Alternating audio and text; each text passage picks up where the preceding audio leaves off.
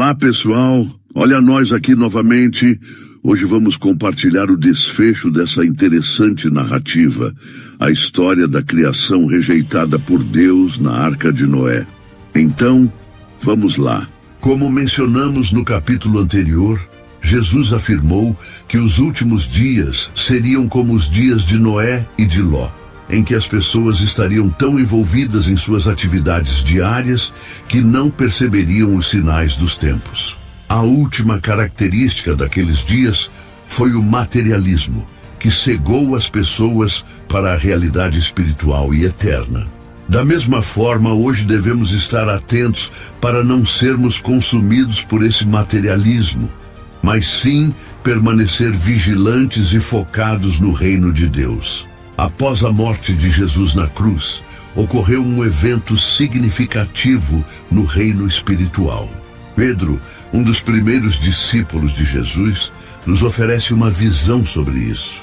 Em 1 Pedro 3, 18, 20, lemos: pois também Cristo padeceu uma vez pelos pecados, o justo pelos injustos, para nos levar a Deus, morto na verdade na carne, mas vivificado no Espírito, no qual também foi e pregou aos espíritos em prisão, os quais noutro tempo foram desobedientes, quando a longanimidade de Deus aguardava nos dias de Noé, enquanto se preparava a arca, na qual poucas, isto é, 8 almas, se salvaram pela água. Jesus é o exemplo máximo do que significa sofrer para fazer o bem. Sua missão foi nos conduzir a Deus e restaurar nosso relacionamento rompido com Ele. Em 1 Pedro 3, 18, 21, encontramos uma descrição poderosa desse sacrifício. Após sua morte, Jesus foi e pregou aos espíritos em prisão. Esse evento parece ter ocorrido entre sua morte e ressurreição, quando Jesus, no poder do Espírito Santo, desceu ao Hades, o reino dos mortos, para proclamar sua vitória.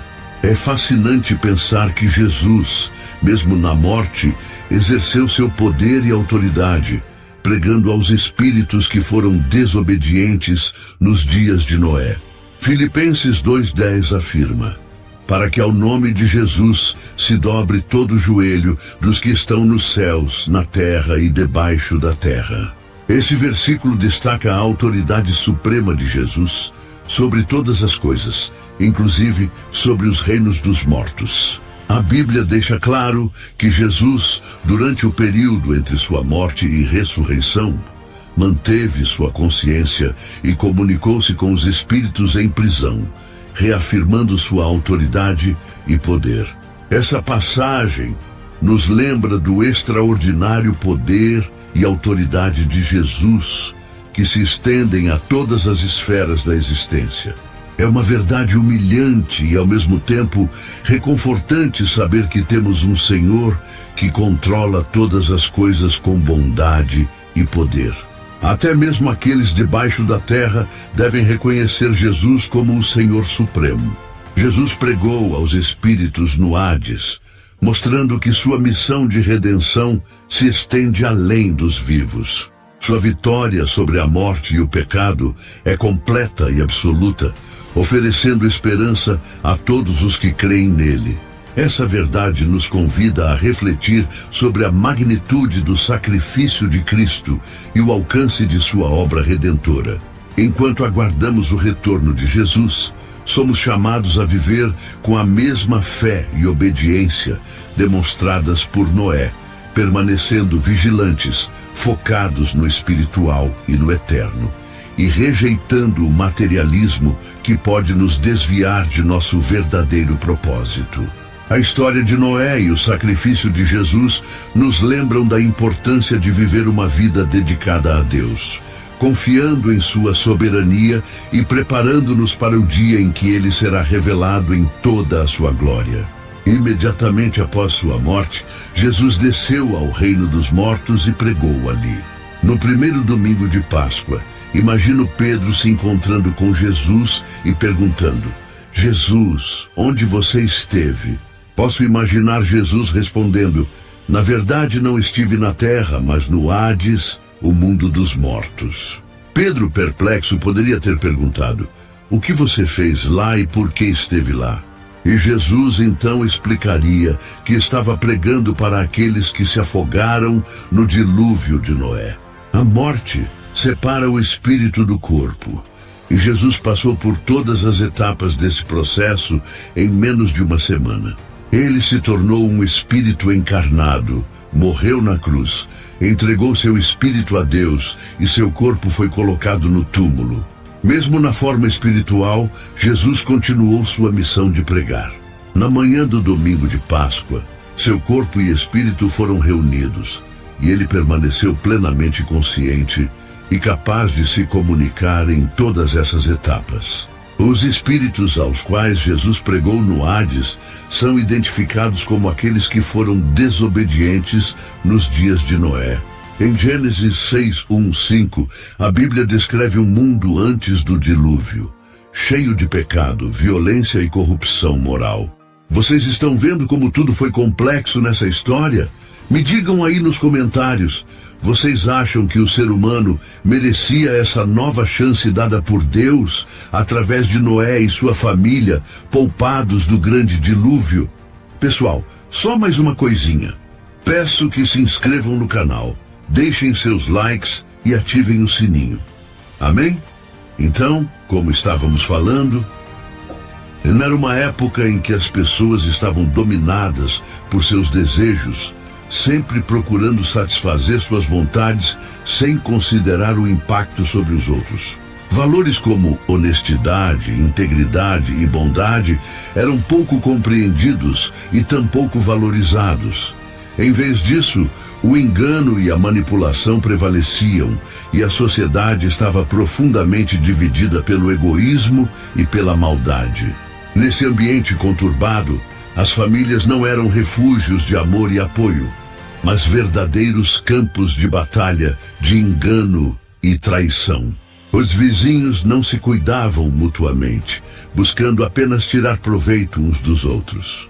As instituições de justiça, longe de serem instrumentos de equidade, tornaram-se sistemas de opressão, defendendo o poder dos mais fortes sobre os mais fracos. Em meio a toda essa corrupção, Noé se destacava como alguém especial.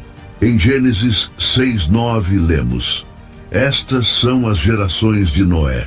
Noé foi um homem justo e perfeito em suas gerações, e Noé andou com Deus. Seu pai, Lameque, profetizou que Noé traria consolo, como sugere seu próprio nome, relacionado à palavra hebraica para descanso ou alívio.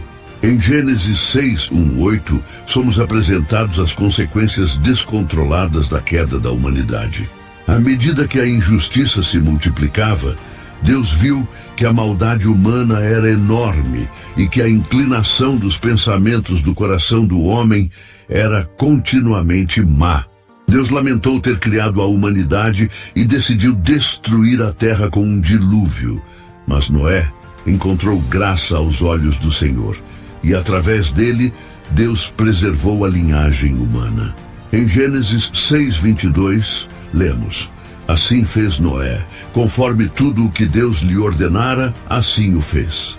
Noé é um exemplo de obediência absoluta a Deus, seguindo todas as suas instruções cuidadosamente. Essa fidelidade foi um dos aspectos que o distinguiu em meio à corrupção generalizada de sua época. Quanto à população da terra no momento do dilúvio, a Bíblia não fornece números específicos. Podemos apenas fazer suposições sobre a quantidade de pessoas na época pré-diluviana. A Bíblia indica que antes do dilúvio, as pessoas eram extremamente imorais e agressivas, o que nos leva a considerar que várias guerras, doenças e outras circunstâncias podem ter restringido o crescimento populacional. A imoralidade e agressividade da humanidade antes do dilúvio são destacadas em Gênesis 6:5, que diz: e viu o Senhor que a maldade do homem era grande na terra, e que toda a imaginação dos pensamentos de seu coração era só má continuamente. Essa depravação generalizada levou Deus a decidir destruir a humanidade com o dilúvio. preservando apenas Noé, sua família e os animais que estavam na arca.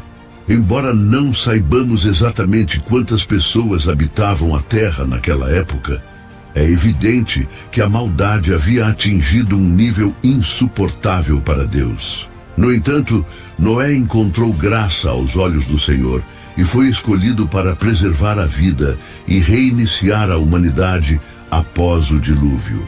A história de Noé nos ensina sobre a importância de obedecer a Deus, mesmo em tempos de grande corrupção e maldade.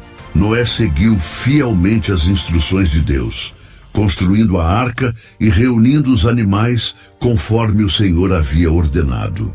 Sua obediência resultou na salvação de sua família e na preservação das espécies animais. Essa narrativa é um poderoso lembrete da necessidade de permanecermos fiéis a Deus, independentemente das circunstâncias que nos cercam. Em um mundo que muitas vezes parece cada vez mais imoral e violento, somos chamados a ser como Noé, vivendo com integridade e seguindo os caminhos de Deus. A história de Noé e do dilúvio também aponta para a misericórdia de Deus, pois apesar da corrupção da humanidade, ele ofereceu um caminho de salvação através da arca. Hoje, essa mensagem de salvação continua relevante, pois Deus nos oferece redenção através de Jesus Cristo. Assim como Noé foi salvo por sua fé e obediência, somos convidados a confiar em Jesus e seguir seus ensinamentos para recebermos a salvação. Em resumo, a obediência de Noé e a salvação que Deus proporcionou através da arca são exemplos de como viver em um mundo corrompido. Devemos manter nossa fé e obediência a Deus, confiantes de que Ele é fiel para salvar e redimir aqueles que o seguem. Amém? Então é isso, pessoal. Essa foi a história sobre a criação rejeitada por Deus na arca de Noé. Espero que tenham gostado. Me digam aí nos comentários o que acharam dessa história. Adoraria saber suas opiniões. Pessoal, peço que não se esqueçam de se inscrever no canal, deixar seu like e ativar o sininho para não perder nenhum de nossos vídeos. Amém? Vou ficando por aqui. E a paz do Senhor reine em suas vidas e lares. Até a próxima. Tchau, tchau.